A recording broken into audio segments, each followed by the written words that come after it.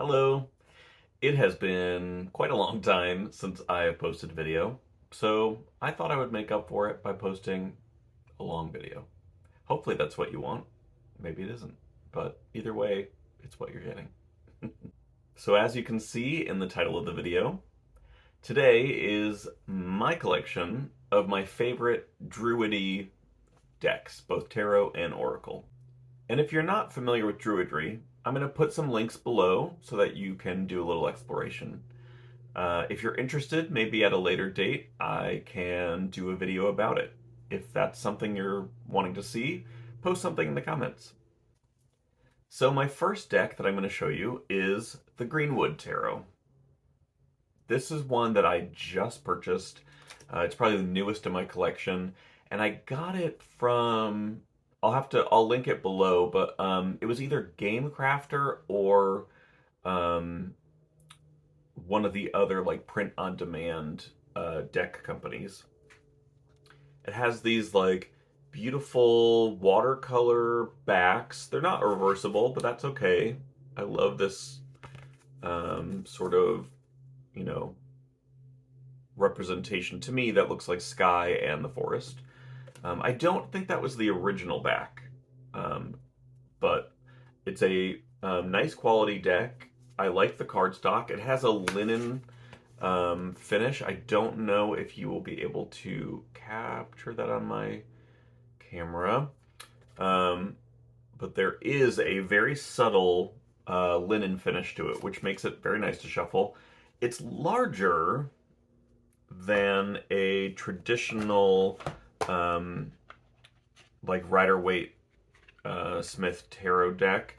Here is my Conrad Stein, and then you can see it's more an oracle size.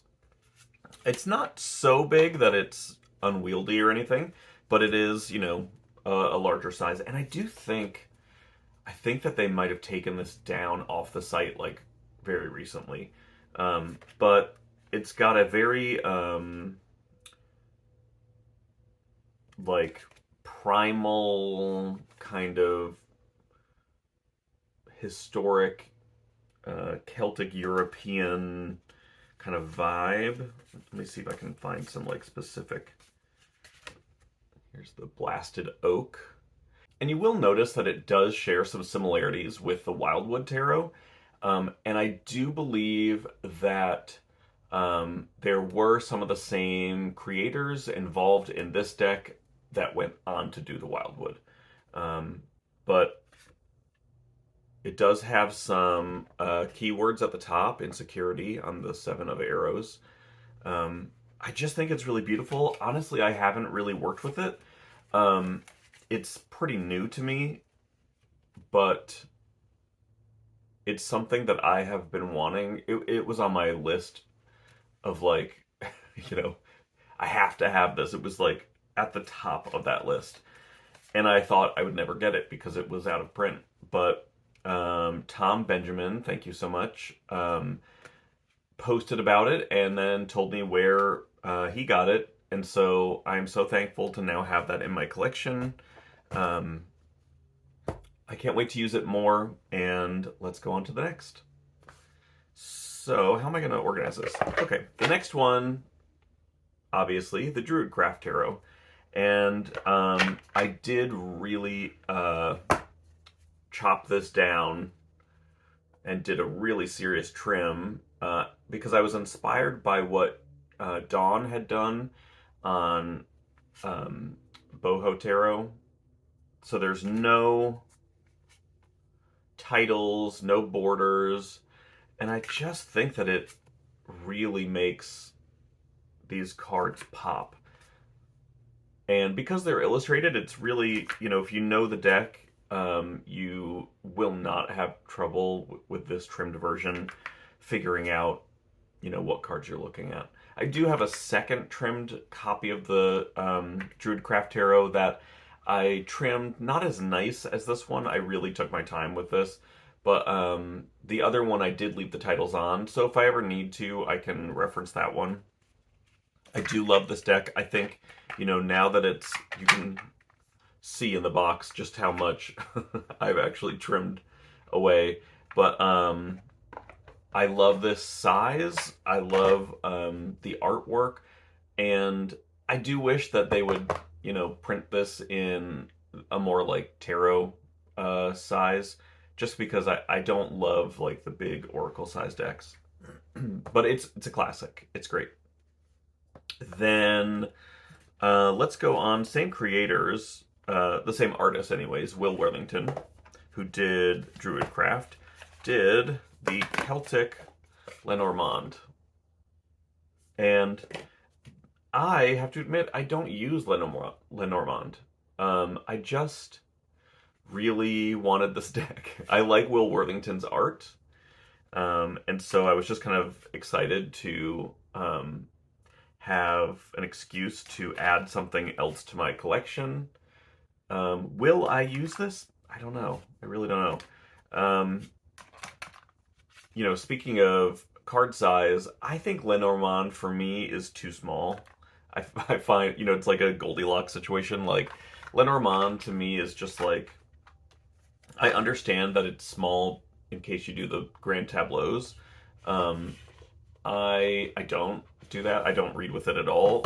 I think I would use it more if it was, like poker size, and I could do, I don't know, use it like an oracle kind of thing. But I do love Will Worthington's art, so I had to buy it, and now it's in my collection. Let's see. I just mentioned it with the Greenwood Tarot. Maybe I should have gone here next, but I'm going to show you the Wildwood Tarot, and this is another favorite of mine. Again, it is very similar to the Greenwood in some ways, with the way that they've sort of renamed the suits and some of the court cards. Did they name the court cards? I think they did. And the major arcana. So, right on top, the Blasted Oak. If you remember from the Greenwood, there is a lot of similarities here in the art. And I really love this deck. It's a little bit, I don't know, there's something about it that's just like a little deeper to me than just the Druidcraft, but they both have a very similar energy to them. This is a wheel card that I just really love. I love the fiber on the loom, the sort of like weaving. I love the weaving symbology for the wheel. And is it my favorite cardstock? No, it's not. It feels a little bit like, I don't know, Llewellyn or something. And I don't love the borders. Again, this is a deck that I think is really slept on. It is amazing. And I wish that they would, come out with another version that was borderless, just so we can see the art even better. But it's a great deck. If you haven't used it, I really recommend it. Now I have I believe this is Llewellyn's Enchanted Tarot. I'm looking to see if I have the book. I know I do. The Enchanted Forest. So this is the Enchanted Forest. I think these backs are really sweet, very cute, and they are borderless. I do really like this deck, but they did take some, like, where the Wildwood went with the liberties of changing the suits and the names, that kind of made more sense to me. And this just was like a little left of center, like the suit of visions. Even right now, I can't place like what the visions are. Maybe that's swords because it's mental. And then it's the challenges. And I'm like, but is challenges swords? I don't know. So I just found that it became a little bit of like a barrier for me to use the deck, but I think it's so beautiful. I love the art. It's like very storybook. I don't normally edge decks. This is like one of the only ones that I've edged with like a metallic green. Um, it shuffles okay, you know. It's not my favorite cardstock, but I think if it had more typical names for the suits, that I would be using it a lot more often. Really beautiful, but it does take me out of my headspace where I'm like, I can't read as quickly, you know. I feel like it stops me in a way that isn't really conducive for my intuition to kind of flow. But I do really love the art. This next deck I think I got from Etsy, and it is called the Celtic Goddess Oracle.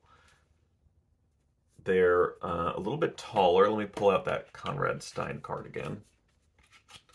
So they're a tiny bit wider than a traditional size deck, and as you can see, about an inch and a half taller.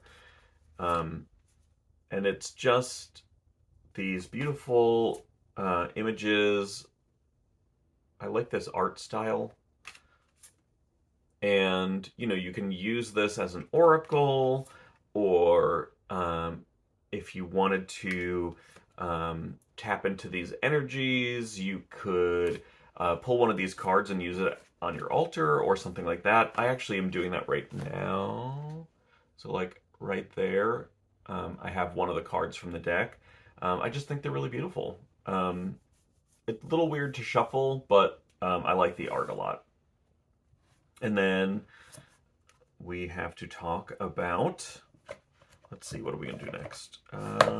Okay, let's do the Brady Tarot. So to me, a lot of what I am encapsulating in the category of Druidry is like animism.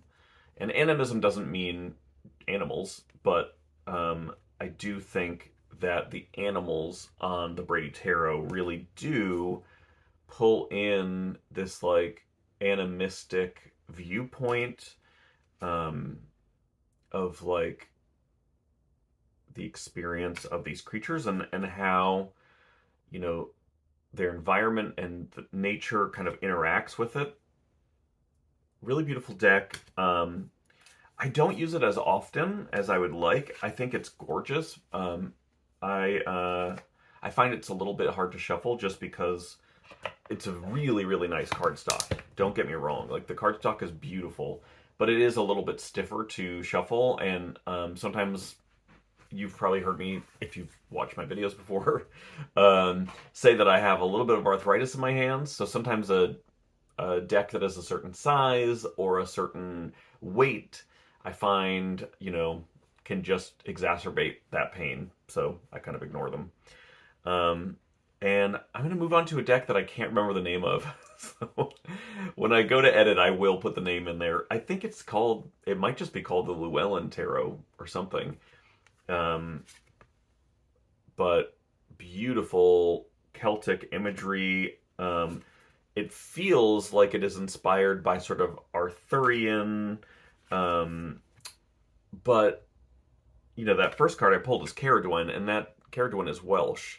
So maybe it's a little bit of a combo.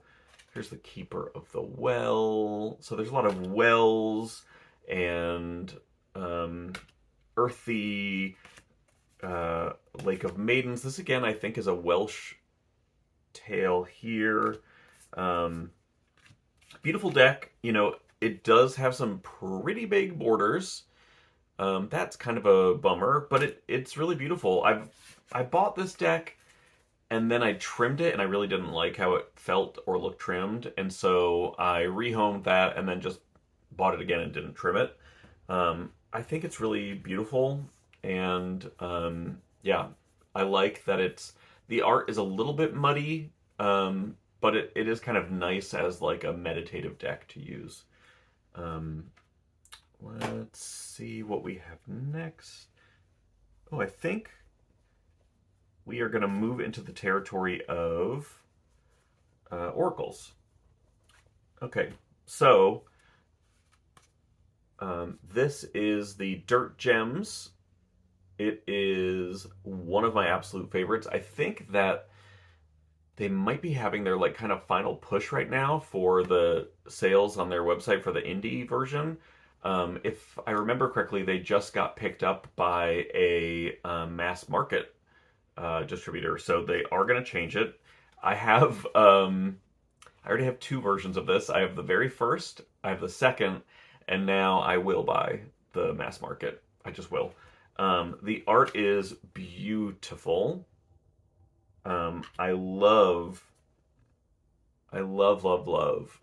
this art, and I just there's something just so I don't know, like I really respond to this art. I just think it's so beautiful.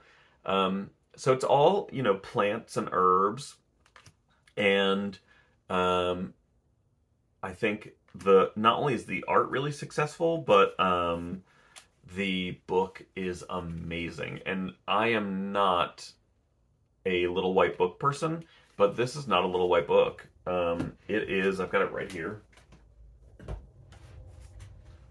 And it's nice. They have it in that sort of like velvety finish. I guess some people call it rose petal. And again, falls under the category of animistic decks for me. And what's nice is, it's just a black and white image, but every card has a full page, and the readings are just so good. Like it's so good. Here, let's do one, so I can prove to you just how good they are. Okay, I'm just going to grab a card randomly, and I have Hawthorne. And what's nice is because they're numbered, you can just jump through the book. So that is 59. All right, so here we are in the book. Full image of the card, and then full page next to it. Hawthorne is the love light. This generous tree has a long-standing relationship with humans and our hearts, our core interface with the world, and source of knowing. Many think that the brain is responsible for our intelligence, but in fact, the heart is our primary brain in the body, the receiver and interpreter of what is going on around us. The brain is the translator and director of action and choice. If we are to know how we want to be in the world, how we want to love, where and what kind of action we want to take, the heart is the agent of this impulse, movement, and direction. Hawthorn is the single most attuned plant to working with the human heart on all levels. Our physical, mental, emotional, and spiritual selves are all in conversation with each other, intertwined in action and consequence. If you are dealing with a physical condition of the heart, chest pain, or discomfort, Hawthorn is an important ally. If you are undergoing great change, heartbreak, or grief, you must also call out to this plant. When our emotional heart is aching, our physical body reacts, revealing that we are going through something that requires our attention. So attend. Call in Hawthorn as a mender, a renewing bridge between body and soul. Hawthorn will whisper your name in the middle of the night. Hawthorn will help you hold your head up high in the light of day. Hawthorn will remind you that you are loved, that you are whole, and that you will be okay. Wounds within the heart, whether physical or emotional, are reflective of what we can give or receive, what we cherish, and what we have lost. Care for these memories, transitions, and experiences as you would a child. Come on. Like, every card has that much amazing insight. It is such a good book. It is such a beautiful deck. Together, they are just, it's wild. I love it. It's an amazing deck. Please, if you don't have it, go buy it. It is so good. All right. Next is the Crann Ogham. And this was created by Osvaldo Ferrez. And I believe it's, I'll link it below. It might be Game Crafter or Make Playing Cards. And I think it was about $18. I just looked last night. I think it's like $18. So here are the backs. There's only, I think it's 25 cards. And I love this sort of like parchmenty background. So Ogham is, if you're not familiar, it is the Celtic I would say, tree language. It was carved on rocks, it could be carved on wood, and each of these represents a letter, and the letter is corresponding to the tree. So the name here is the Gaelic name of the tree. I do not know all of them off the top of my head, but sometimes people use Ogham as staves, almost like you would use runes. I'm trying not to make a comparison here, but you might see a comparison when you try to use them or read with them. But I believe that this is willow, and so, they all have their kind of markings, and I just love this particular deck. I think the art is really cool. It feels very, I don't know, it's like, I don't want to say primal, but there's just something really beautiful and sort of like straightforward about it. I use this a lot. If you follow me on Instagram, you'll see that it's in a lot of my daily draws when I do readings. And then, I also use the Celtic Tree Oracle. So I don't necessarily use the cards in this, but I use this book a lot to read with the Ogham cards. I'll open this up. So nothing crazy with the book. It's not, it doesn't go super duper in depth. If you really want to go in depth with the Ogham, I would recommend Celtic Tree Magic by Danu Forest. It is an amazing book that really goes deep. This one is nice because you open up the front cover and there is already a glossary. So you can just go through and look visually for the Ogham, and then it has the correspondence. So if you wanted to do just like a quick reading and pull up a card, you could say, okay, I have Rowan. Rowan is for protection against enchantment, control of all the senses, and it's in December is its connection in terms of the wheel of the year. If I go to the page, they all have like kind of a 2-page overview, and it's separated usually on like the lore and the background, and then a more like how it can apply. But yeah, I'm not going to go ahead and read the whole thing. You're probably not here for that. Although, here's something interesting. When you pull a card and you're just like, huh, interesting. Rowan played a central role in Druid ceremonies. Even in more recent times, these beliefs have been upheld in practices from different parts of Britain. In the north, for example, sprays of Rowan were fixed to cattle sheds to protect the animals from harm, and in Strathspey, farmers drove their goats through hoops framed from branches of Rowan.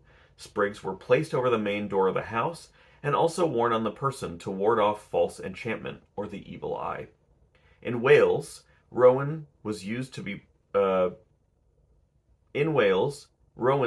planted in churchyards to watch over the spirits of dead, as yew is elsewhere. So it's a nice little background. It comes with like a little sheet for some layouts, and then it has another little book, but this is for like tracking your readings. I never ever used it. I didn't even know it came with it until right now. And then it comes with this little card deck. Now, let me show you the other ones. So here's the ones I really love, and then here are the ones that come in this set. They're not as wide, clearly not as tall, and for me, visually, this is just pretty busy. So it does have the Ogham on the sides, and then an illustration of the tree, and then it has the name Celtic on top, and then in English on the bottom.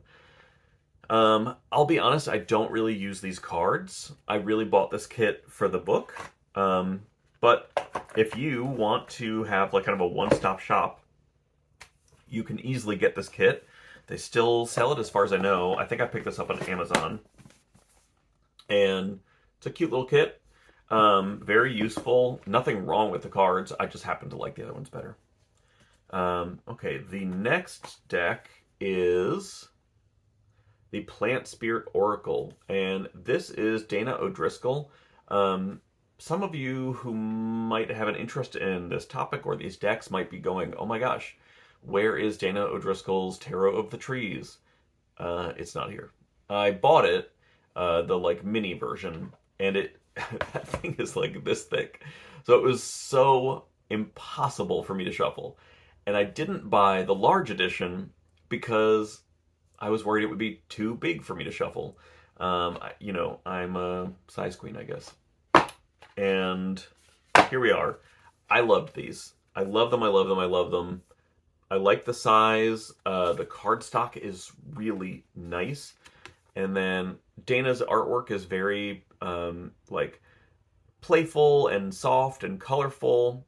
And what's nice about these cards is that they have the meanings already on them. So fire, passion, energy, movement. Great. If I don't want to use the book, I don't have to. Here's Yarrow, invisibility, hiding, discretion. And, you know, just very sweet little images. Again, very animistic. I really love this deck. And just like the Dirt Gems, I have to say, Dana's guidebook is really special. Like, there's truly just something about the meanings written in the book that totally blow this deck open. Like, it is, it's really nice. And it's a pretty big book, you know? I definitely recommend, if you're going to buy this deck, please get the book with it. There is a sort of like synopsis in the front talking about like what is the Plant Spirit Oracle, how to use it, the traditions behind it, and then there are some card spreads, not full color, it's just, you know, black and white, but and there's no images of the cards,